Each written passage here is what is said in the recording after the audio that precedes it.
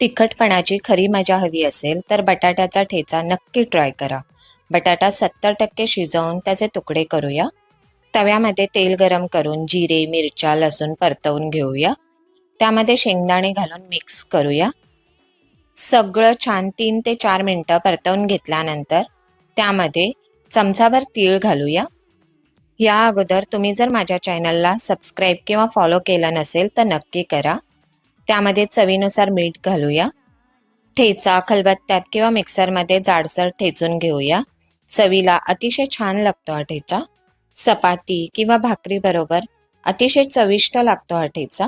तेलामध्ये बटाटे सोनेरी रंग येईपर्यंत तळून घेऊया. त्यानंतर याप्रमाणे कुस्करून घेऊया. चमच्यानेही करू शकता. परत थोडंसं तेल घालून ठेचा परतवून बटाट्यात मिक्स करून घेऊया. वरून कोथिंबीर घालूया. बटाट्याचा ठेचा तयार आहे. अशा नवीन नवीन रेसिपीसाठी चॅनलला लाईक, शेअर, सबस्क्राईब आणि फॉलो करायला विसरू नका. बेल आयकॉनवरही क्लिक करा. थँक्यू.